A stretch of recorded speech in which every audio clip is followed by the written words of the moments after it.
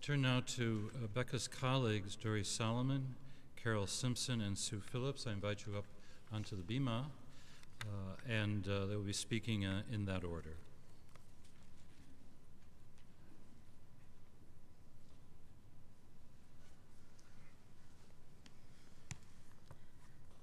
I'm Dory Solomon. Becca and I knew each other our whole lives. That is not an exaggeration. Our mothers lived across the street from each other, and they were pregnant with us at the same time. We were born 12 days apart. I have never known a world without Becca. So many memories keep running through my mind. I'm happy to share a few with you today. When we were 10 years old, my parents gave me a small reel-to-reel tape recorder. Becca and I used to record make-believe talk shows. One of us would play the host and the other would be the guest. It was obvious, at least to me, that Becca knew from a young age she would be a journalist. We also spent countless hours in her room reading Mad Magazine and listening to David Cassidy and Bobby Sherman. I probably shouldn't say this in front of Gladys, but we made some prank phone calls too. So if you got a call in the early 70s asking if your refrigerator was running, it was probably us. As we got older and our taste in music evolved, we fell in love with Joni Mitchell. Becca and I, along with some other friends, made a pilgrimage to see Joni at Tanglewood in 1978. Becca could play Joni's songs beautifully on the piano. Did you know she had perfect pitch? She could play any song she heard, including one of my favorites, the Flintstones theme. She told me she played that one for the staff during her last stay at the hospital. And how much did we all love Becca's chutzpah? I can tell you, it was fully formed at an early age. One summer, when we were about 16 years old, we went to a Dan Fogelberg concert in Central Park. Afterward, we needed to find a restroom. We'd been sitting outside under the broiling sun all afternoon, and we looked it. Becca, being Becca, headed straight for the closest restroom at the Plaza Hotel. Her advice to me at 16 years old: act like you own the place. Over the years, when we traveled together, I watched her strike up countless conversations with total strangers. She disarmed them with her charm and would always get their stories. That is the mark of a great journalist, but also the mark of a wonderful person. I've gotten into cabs with her, and the next thing I knew, she's got the cabbie's name, nationality, and chances are she's been to his country and knows a little bit of his language. However, Becca was not one to suffer fools gladly, as another cab driver found out. Needing to catch a flight at National, she called for a cab service to pick her up at home in DC. Well, the driver didn't know how to get to the airport, and when he asked her for directions, she said, "Excuse me, sir, but how the bleep should I know?" She left me a voicemail hours before she died that was typical Becca. It began with something silly, her version of a tribute to Michael Jackson.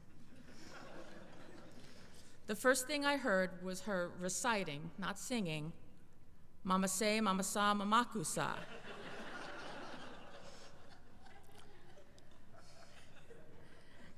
And then she said, "Everything's better. I'm going to sleep now."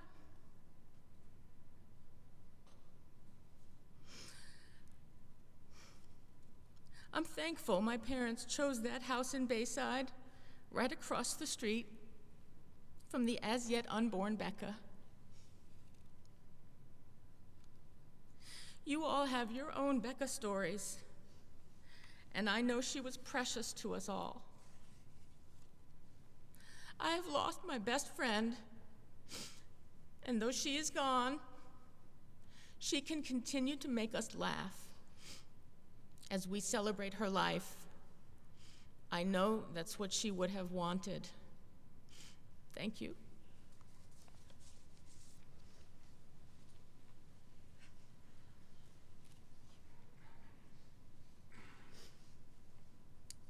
Well, this is bad. I'm starting to cry before I even start.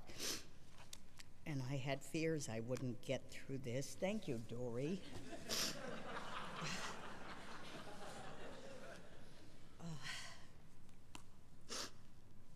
Dearest Gladys, Harriet, Alan, Josh and Steffi, Richard, Sam, and Molly, other beloved relatives, friends, and co-workers of my angel, Rebecca May Lipkin. Now I have to stop here because I read the obituary in the Washington Post to learn something I never knew about Rebecca, and we knew everything about each other. But her middle name was May. Boy, I wish I had known this. No New York sophisticate, she. No, she was little country Rebecca May. I would have called her that all the time. Good morning, Rebecca May. You ready to go? Oh, what a missed opportunity. You know, the entries on the webpage were wonderful, and you all will remember me as the coward, the person who couldn't talk to Rebecca when she wanted to talk to me, because I didn't know what to say, and I didn't know how to say it, and I am so ashamed still by that, but I hope I make up for it today. Each of those entries captured an essence of my remarkable friend, how smart she was, how witty, how generous, how talented, how friendly, how kind, how loving, how irreverent, how adventurous, how fearless she was. My God, she climbed the Himalayas with a strange group of Australians, none of whom she knew. Who would do that? Rebecca May. I knew Becca for almost 20 years. In fact, I brought her to ABC News. I was given the opportunity to choose a new producer to work with me on stories for World News Tonight with Peter Jennings, and we went out for drinks. She loved going out for drinks. And we talked, and there was an immediate chemistry. She had come highly recommended by WABC, but I didn't care about her clip reel. I was looking for someone with like mind on the kinds of stories that we would be covering, and someone I could work with. We were an award-winning team. We argued and fought about how to do and go about doing our stories, but the products spoke for themselves. They were good, they were excellent. It's too bad you don't recognize the good times when you're in them. You don't remember until later. Those were the good times. And I look back, and those were the best of times. They never got any better than that. When we were on the road, I always needed something. I had forgotten to pack, whether it was pantyhose, lipstick, underwear. So we often would have to find a department store. And after I got what I needed, Rebecca and I headed to the hats. We would try on the most outrageous chapeaus with long feathers and big bows, and she looked ridiculous. I could put on any hat, and I looked kind of cool in them. And she was really upset about that because she looked really funny. She never needed any hats, though, with that thick brown mane of hair of hers. I just was so envious of her wonderful thick hair. I know somewhere there's some photos of her in these ridiculous hats. I'm going to have to try to find them, Gladys, and give you a laugh. We laughed and laughed at ourselves in the middle of the hat departments, and the store clerks didn't appreciate us at all because they knew we were not there to buy anything. As Harriet told you, she had an unusual fashion sense. She would embarrass me on stories.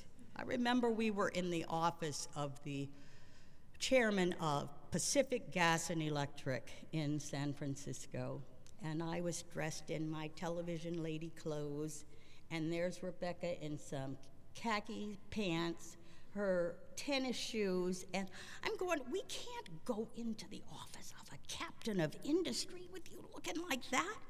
And she's going, I'm a captain of television. You ought to be happy to see me.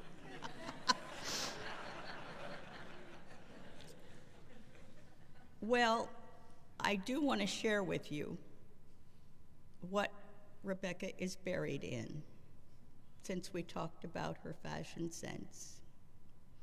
I guess there was a discussion, and she decided that she wanted to wear her old cat and dog pajamas. They have cats and dogs all over them. And she said, I may as well be comfortable and be in my favorite pajamas. So our dear girl is buried in her pajamas. And that is so Rebecca. That is so much like her. Did I say she made me crazy? She could make me crazy. When we stayed in hotels, she would use the mini bar for Cokes and Snickers bars and M&Ms. We often checked in late, so we couldn't get any real food, so we were often reduced to eating that.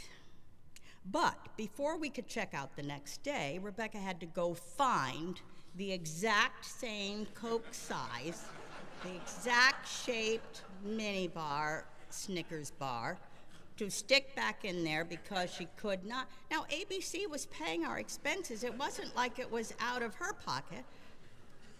But we'd be late sometimes with her hunting around, looking for these things.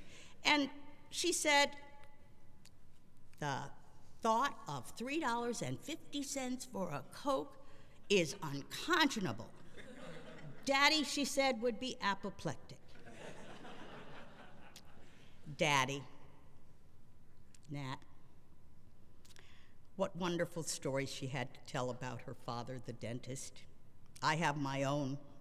When she first introduced me to him, the first words out of his mouth were, "You have nice teeth."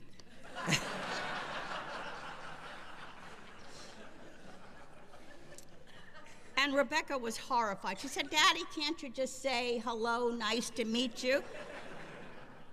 And he said, "She has nice teeth." It would be lovely to think that they are together now. She loved her daddy. Gladys, however, could do no wrong. Talk about a daughter proud of her mother.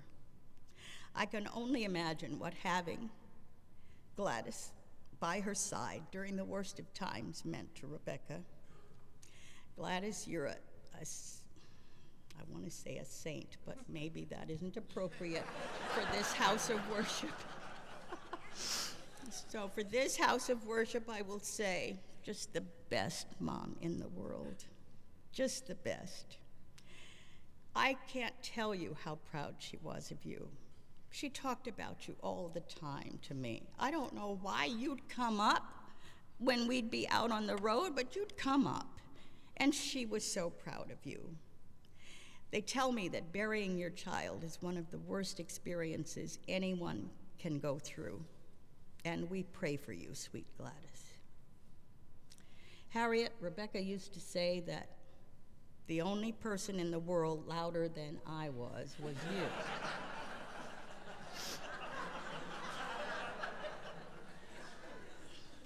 guess we were some loud mamas. You remember us in the Mayflower Hotel bar?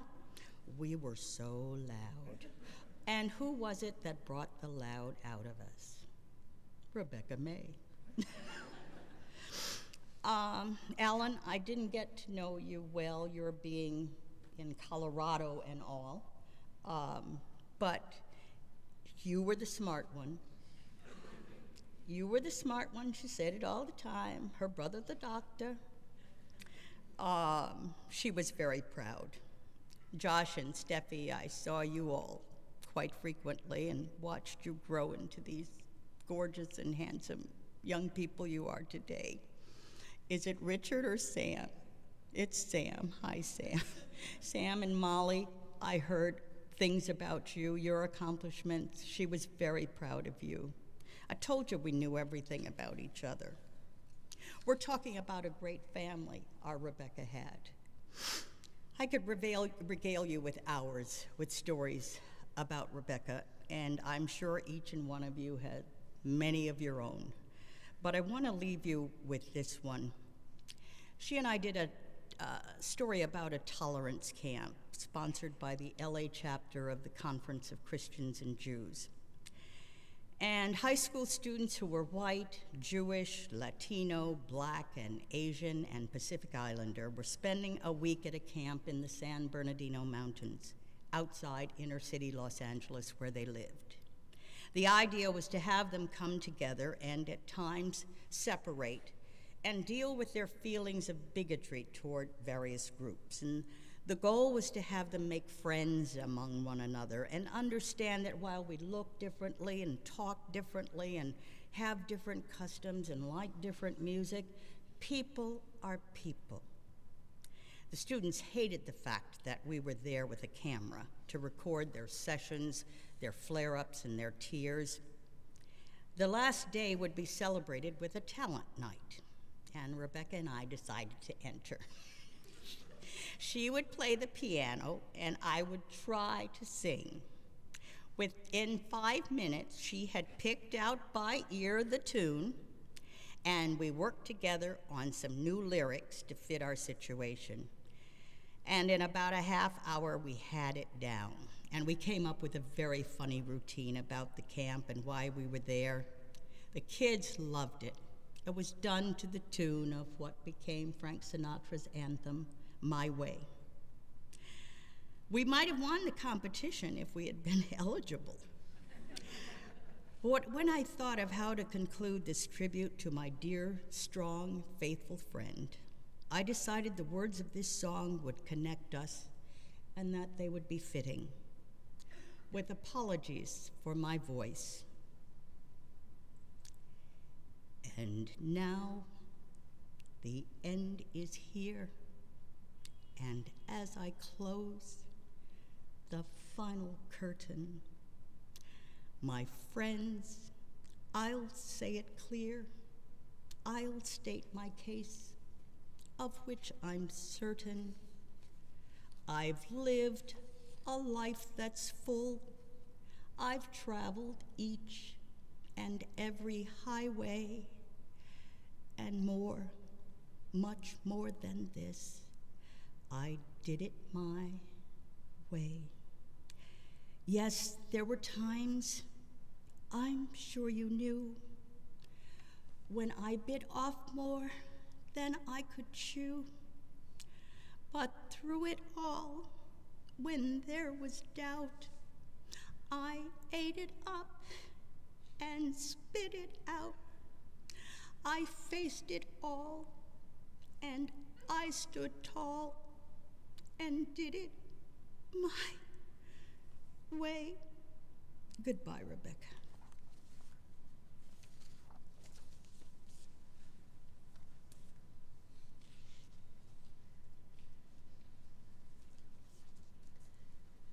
Well, I got the short straw. Thank you, ladies. Many of you knew Rebecca for many years, and I'm envious. I only knew her for a few years, and I feel robbed.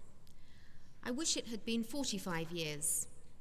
although knowing Rebecca for 10 minutes felt like 10 years. Jim first introduced me to Rebecca, and then I really got to know her at Al Jazeera. I applauded Paul Gibbs when he hired her as executive producer in London.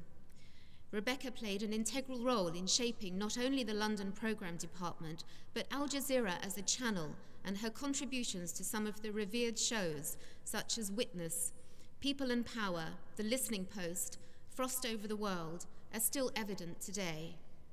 She was a formidable presence and gave everyone a run for their money. She questioned, she was provocative, she was curious. She brought the other side of the story to Al Jazeera. She did it with aplomb, she did it with grace, she did it with warmth, and she did it with laughter. The kids, her kids, the young green budding journalists throughout Al Jazeera sought her guidance, and she always had time for each and every one, so generous. A few months ago, Rebecca asked if she could transfer to Al Jazeera in DC. She wanted to be close to her family, and we at Al Jazeera just wanted what was best for her. Sadly, she did not make it back, and the DC Bureau never got the chance to give a home to Rebecca and experience her firsthand, her professional skills and wonderful talents that we had enjoyed in the London Bureau. I believe that if Al Jazeera had paid heed to Rebecca's knowledge and experience in the US way back when, we might very well be on air today in the US. They did not think to use their trump card that was sitting beneath their noses.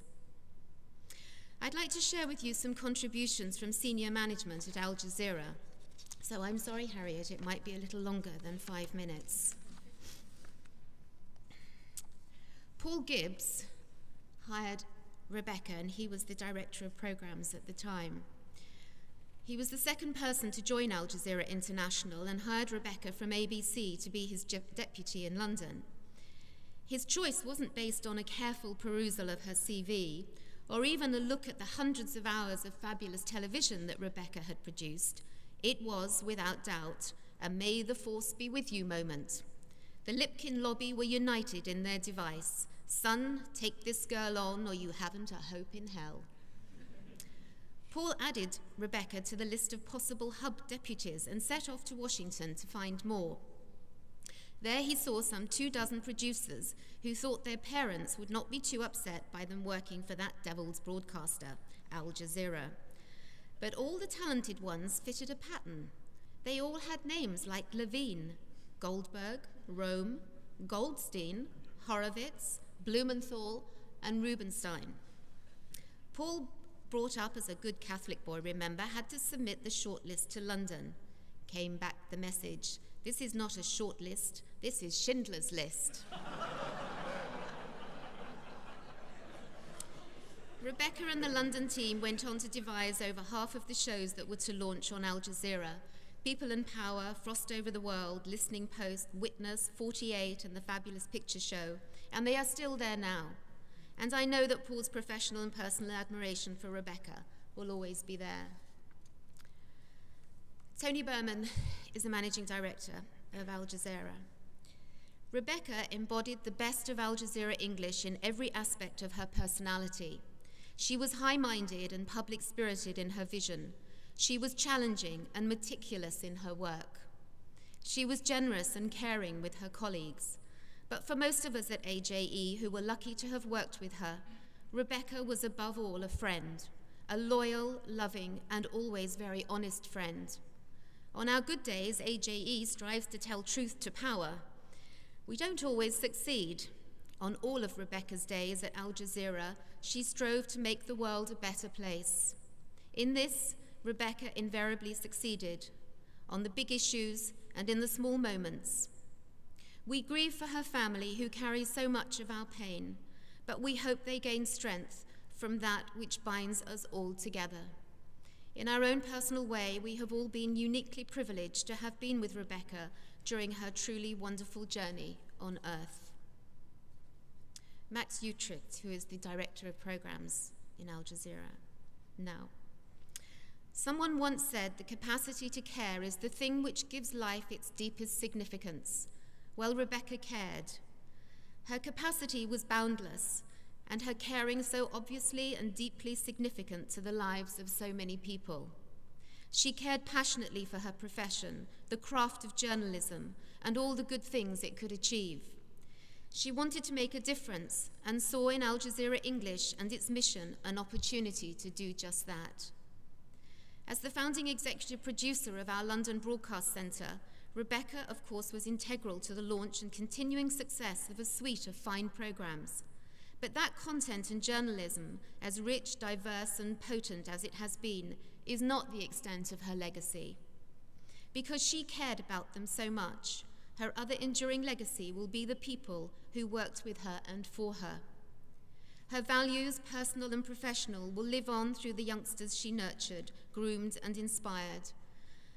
And the more seasoned colleagues and friends she counselled and steered through the usual thick and thin of what can be a pretty tough and challenging industry. So many people this week have said how they came to Al Jazeera because of Rebecca, or stayed in the fold for the same reason. She was proud and made others feel proud, wanted, and rewarded. I've said how knowing Rebecca for 6 months was really like knowing her 6 or 16 years. Her friendship was so instant, so warm, and so generous. In my first meeting with her over pizza for 2 hours, she spent the entire time telling me the best points and qualities of anyone and everyone, and who needed TLC, and why, and how it should be applied. Only right at the end, almost as an aside, did she even mention her own personal battle. So typical, so caring. Ibrahim Halal, who's the Deputy Managing Director at Al Jazeera in Doha. It was 3 years ago when I first met Rebecca in her office in London. I was introducing myself to our London colleagues, but what I planned to be a brief introduction turned into a 2-hour meeting. I felt like I knew Rebecca since many years. She has been a very unique person, simple but deep, humble with huge knowledge in a passionate way. During that meeting, we exchanged thoughts about many things, mostly religious and spiritual. When we discovered many similarities, Rebecca started to call me her secret brother. Since that very first meeting, I felt Rebecca's personal influence. She was one of a kind who leaves you amazed and attached. I don't recall a work-related email I received from Rebecca without a spiritual, smart touch. Alongside work, we kept exchanging religious thoughts, which became more often during her tough 2-year struggle with cancer. Rebecca has always been brave and full of energy. While she claimed that she received support from her friends during her illness, I strongly believe that I have been receiving hope and strength from Rebecca, more than I ever thought. I pray that God will bring her soul to rest through his mercy. I pray that God accepts her deeds and for her safe arrival into the proximity of those whom God loves dearly. To God we belong, and to him is our return. Rebecca and I were work colleagues, but it is the personal friendship that means most to me. I could talk to her about anything. She loved me and cared for me like she did so many lucky people. You hung out with Rebecca. It was comfortable, it was warm, it was safe and relaxed. She had the highest marks in freeloading. She bestowed the title of one of her best freeloaders on me. I was honoured. The times we spent in France were some of the most memorable Rebecca times I had. She never travelled without sushi pajamas and wave machine. I would bring together groups of people who did not know each other, and Rebecca was always the catalyst, drawing them to her and enchanting everyone with her wit and intelligence. She spoke to everyone, on the street, the cab driver, in a shop, conversations with strangers. Hey Sue, come and meet so-and-so. Rebecca and I did many car journeys together. She loved my red Mini. I would drive Phil Lavelle, another Al Jazz colleague, and Rebecca to work every day. It was our little club. Rebecca would compile songs on CDs for the ride, and we would sing and gossip and joke and giggle all the way to work, every morning and every evening. The three of us became firm friends, and we made a pact that what was said in the red Mini never went out of the red Mini. The only time I ever saw Rebecca nervous and not in control was when I would ask her to map read. She was hopeless. She would beg me not to ask. We have on many occasions driven round in circles and ventured miles out of our way. She claimed she was missing the map-reading gene, and I actually believe she was serious. We would talk all the way to work, we would talk at work, we would talk all the way home, and then I'd call her when I got home. What the hell did we talk about? We laughed a lot, she cracked me up. She was such a comedian, so silly sometimes. Rebecca was an inspiration to my kids, Charlie and Melissa. They loved talking to her. They were fascinated by this adult who was really their mate. She had the most open and direct manner with young children. She gave my son Charlie his first catering job. He prepared canapes for one of her famous firework parties. She promoted him as if he was Jamie Oliver and never stopped singing his praises. They bonded. Charlie declared her cool, as did most of his mates, a great accolade coming from teenagers. When she was first diagnosed with cancer, Charlie wanted to do something for her and read that smoking dope can relieve the nausea. He acquired the necessary products, and he went round to Rebecca's house and cooked her dinner, and they both got high as kites. Hope you don't get arrested, Charlie. I have a confession to make. You see, I remained in denial all the time Rebecca was ill. I never once looked up IBC on Google and avoided those serious conversations with Rebecca. She was gentle with me and rarely forced me into those dark areas. What I have learned in these past days is that she knew who could handle certain conversations and those who couldn't, and she acted accordingly. I thank her wonderful mummy, Gladys, her family and friends who were there for her in those darkest moments from the bottom of my heart. I want to thank my dear friend Jim, who found himself in Doha when Rebecca died. It was kind of ironic. Rebecca thought Doha an insane place to live, and thought I was mad when I moved there. It was comforting that Jim and I were together when she died, and I think she would have liked that. Well, young Rebecca, I hope you are laughing like you used to. I hope you're doing everything like you used to. Where are you this weekend? Barcelona or Paris? Or maybe Palma in Mallorca? One Friday evening when I dropped her at home, I asked her what she was doing for the weekend. She said she was going to Palma. I said, how long for? She said, oh, just for the day. I'm going to miss you, lady. XO, XO, XO.